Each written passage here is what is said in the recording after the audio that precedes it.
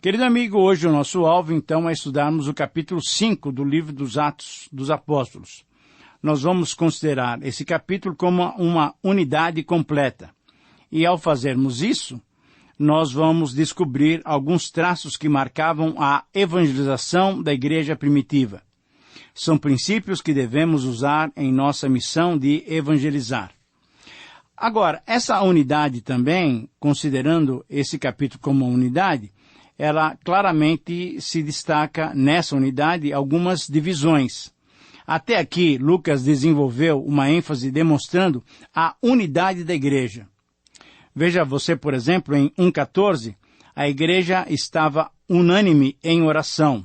Em 1,15, a igreja se reunia, ou a assembleia se reunia, e era formada de 120 pessoas. Logicamente que 1,14 e 1,15 ainda não era igreja, era um grupo de pessoas esperando a promessa. Mas em 2,1 todos estavam reunidos. Em 2,42 havia comunhão. Em 2,44 e 45 tudo era em comum. Em 2,46 eles estavam unânimes no templo. E em 4,32 nós vemos o amor e havia um só coração e uma só alma. Agora, paralelamente a essa ênfase da unidade, nós vamos encontrar uma outra ênfase correndo em paralelo, que é a ênfase da evangelização. Veja só, em 2,41 nós tivemos o relato de 3.000 conversões. Em 4,4 nós tivemos o relato de 5.000 convertidos. Em 4,32, veja como Lucas coloca, era a multidão. Era multidão. Em 5,14, que é o texto que nós vamos estudar hoje, crescia mais e mais. Capítulo 6, versículo 1, capítulo 6, versículo 7, crescia a palavra de Deus. Capítulo 6, versículo 7 ainda, se multiplicava o número dos discípulos. Em 8,41, 8,4, os perseguidos pregavam e as multidões atendiam. 9,31, a igreja tinha paz, edificação e crescia em número.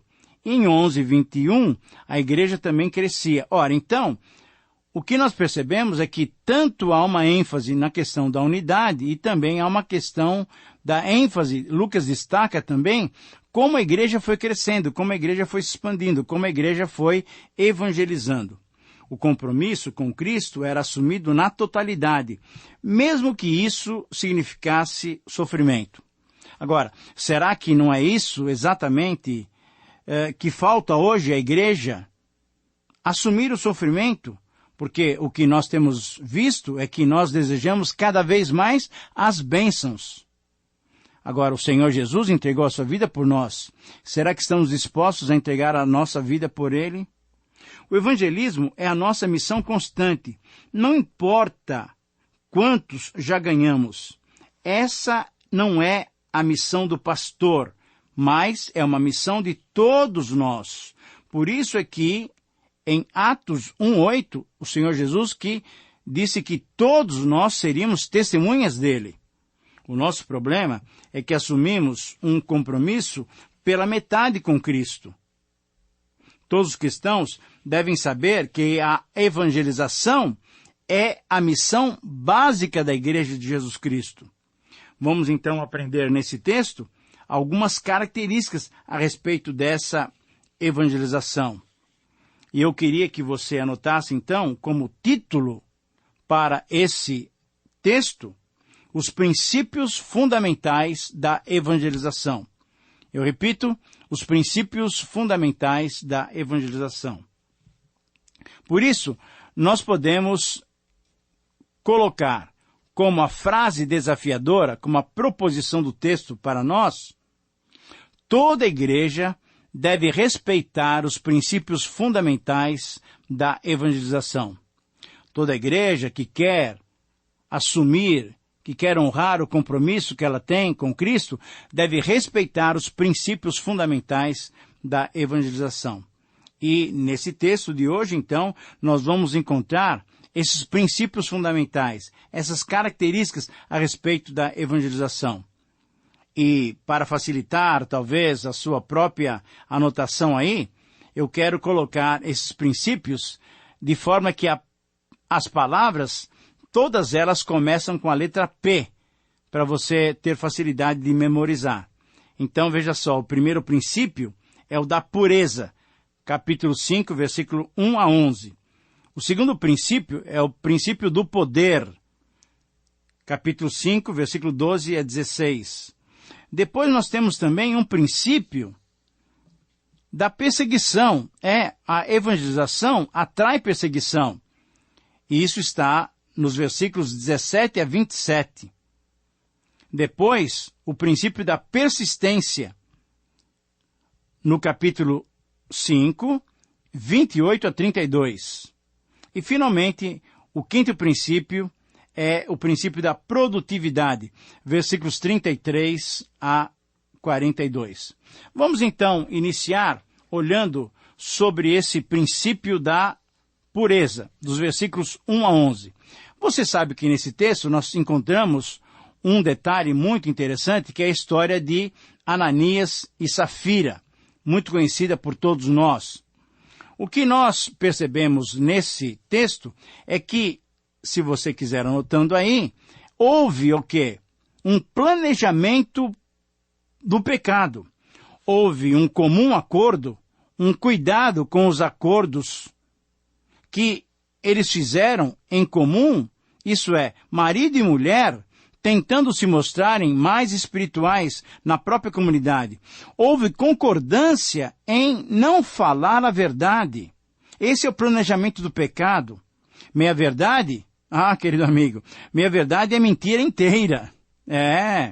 E um terceiro aspecto desse planejamento do pecado é que houve o desejo de conquistar o agrado dos homens, esquecendo-se de agradar a Deus. Versículos 3 e 4, houve também a publicação do pecado. O pecado foi o pecado da mentira. A hipocrisia tem por base o autoprestígio. O pecado secreto aqui é um escândalo revelado no céu. Nós podemos esconder ele das pessoas que estão conosco, mas diante de Deus, isso tudo vem às claras.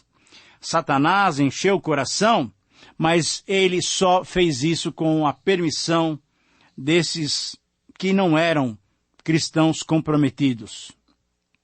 Em terceiro lugar, nós encontramos nos versículos 5 e 6 a penalidade do pecado. O salário do pecado é a morte, diz a palavra de Deus em Romanos 6, 23.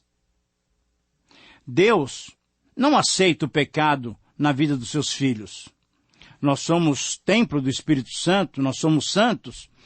Pedro diz que nós devemos buscar a santidade, sede santos, porque eu sou santo, diz o Senhor. 1 Pedro 1,16. Na verdade, nós somos desafiados a praticar a palavra de Deus e não as insinuações, não as sugestões de Satanás. A penalidade do pecado é que então o pecado vem completamente ser revelado diante do Espírito de Deus. Não há possibilidade de nós enganarmos a Deus. E foi isso que tanto Ananias como Safira experimentaram diante de Pedro. Em quarto lugar, ainda nesse primeiro ponto, em que a evangelização exige pureza de vida, nós encontramos a persistência no pecado. Deus, querido amigo, sempre concede oportunidade para o arrependimento. O nosso Deus é um Deus rico em perdoar. Deus nos garante o perdão dos pecados quando nós confessamos, quando nós nos humilhamos, quando nós pedimos o seu perdão. E o perdão dos pecados é através do Senhor Jesus Cristo. Então, o que Deus requer, sim, é que ao invés de persistirmos no pecado, haja uma mudança de vida. Deus requer essa mudança. E em quinto lugar, finalmente, terminando esse pequeno texto, que na verdade é o primeiro ponto, é o primeiro item da evangelização, dos princípios da evangelização, nós encontramos o finalzinho desse episódio entre Ananias e Safira e Pedro. E, na verdade, o Espírito Santo. A punição final do pecado está escrito claramente, está registrada claramente nos versículos 9 e 10. Tentar ao Espírito Santo é pecado que atinge o coração de Deus. Não há possibilidade de pecarmos sem ferir o coração de Deus. E testar o Espírito Santo é tentar ver até onde se pode caminhar impunemente. Mas, diante de Deus, isso não é possível. Através do Espírito Santo, o Senhor disciplinou. Ananias e Safira foram fulminados diante da santidade do nosso Deus. Ele dá vida, mas ele também dá a morte. Eu gostaria que você considerasse, para a sua reflexão posterior, 2 textos.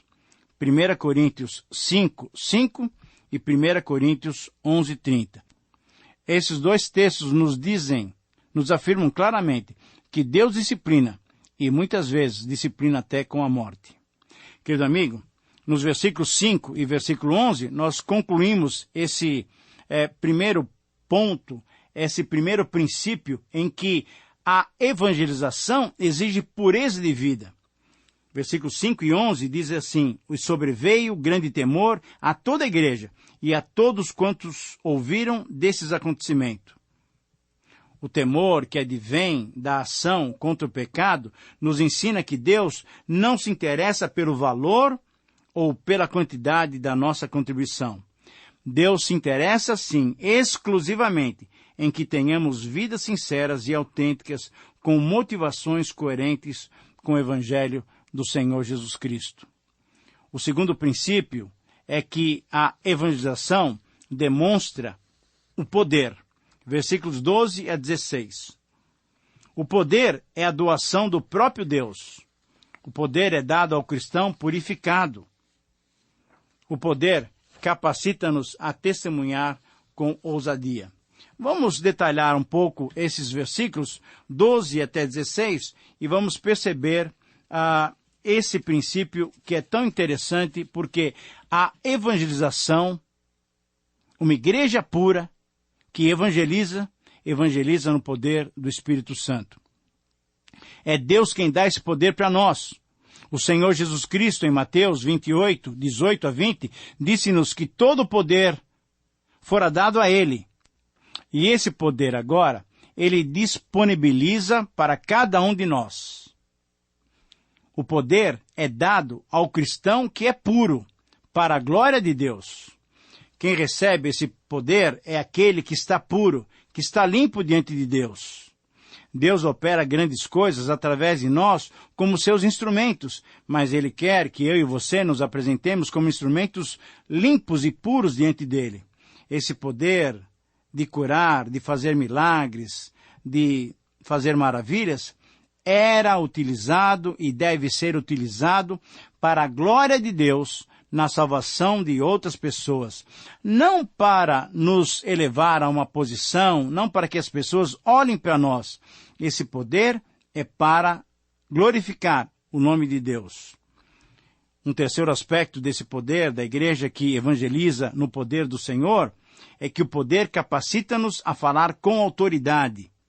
Apesar de serem proibidos depois de orarem, e falta oração em nossas igrejas, eles com poder falaram da ressurreição. Os discípulos tinham recebido a proibição para não pregar e para não ensinar mais sobre o Senhor Jesus.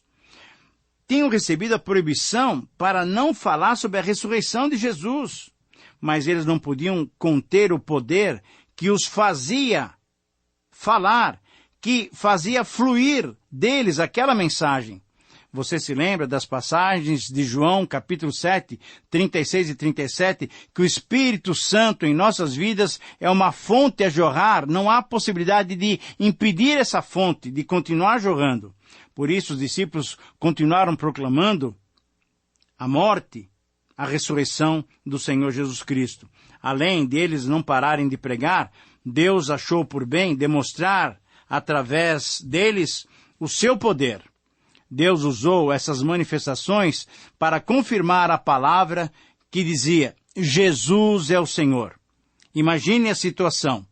As ruas cheias de camas, doentes, endemoniados, e quando Pedro passava, só passava, Deus agia. Mas quem era Pedro? Pedro era um pescador. Era um pecador, Arrependido, sim. Isto é, puro, cheio do Espírito Santo. Creio que não devemos esperar que hoje isso mesmo aconteça, porque talvez não faz parte dos planos do Senhor. Talvez essa era a maneira como Deus queria que a igreja fosse conhecida naquele tempo e chamasse atenção. Quantos de nós conhecemos, quantas pessoas conhecem o Evangelho e não precisam ver para crer? O Senhor Jesus disse que mais bem-aventurado é crer sem ver. Não há promessa de que esses milagres aconteçam exatamente assim em nossos dias. Mas o poder é de Deus. A igreja prega no poder de Deus. Essa é uma característica fundamental na vida de evangelização da igreja, que realmente anda no poder do Senhor. Em terceiro lugar, nós temos a perseguição como um princípio fundamental para a evangelização. Por quê? Porque a evangelização correta atrairá perseguição. Versículos 17 a 27. Não há como não esperar perseguição se a nossa igreja estiver agindo com pureza e com poder. Essa vida vai incomodar os pecadores.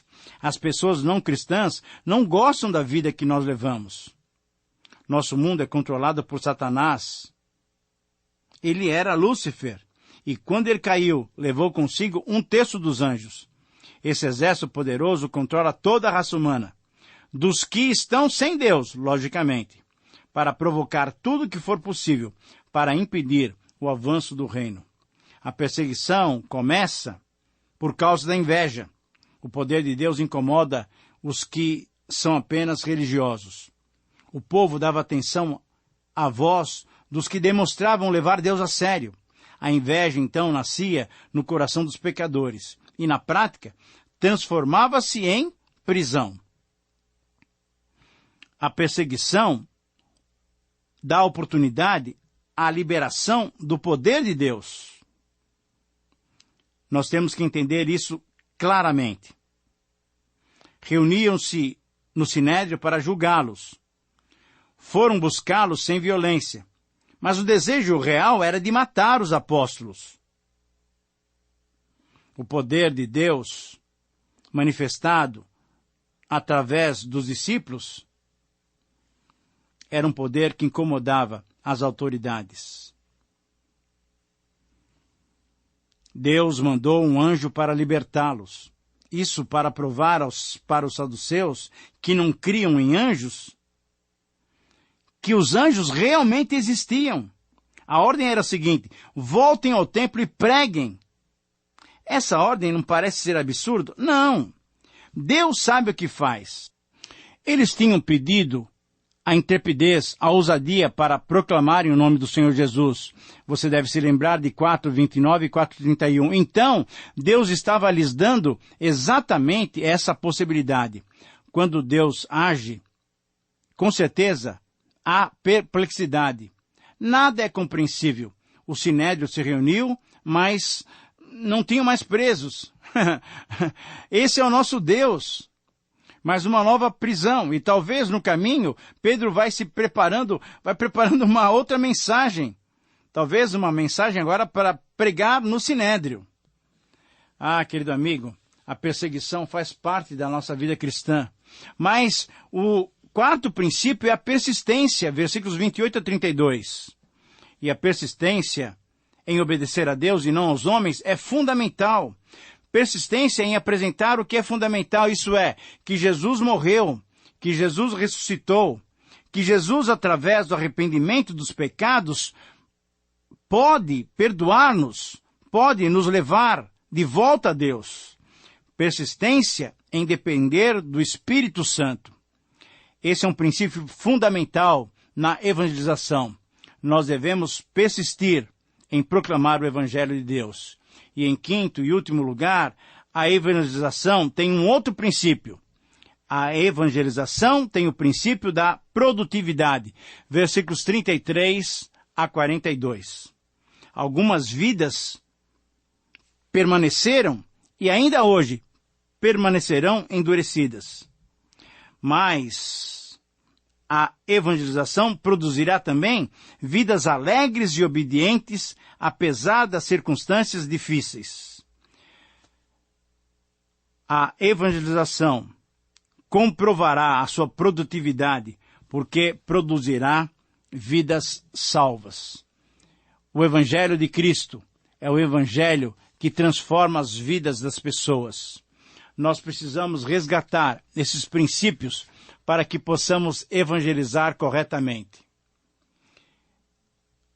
Nós precisamos ter pureza de vida, nós precisamos demonstrar o poder de Deus, nós precisamos estar abertos e atentos, porque devemos reagir corretamente contra as perseguições, devemos ser persistentes, mas sabendo que a evangelização produz frutos para a glória de Deus.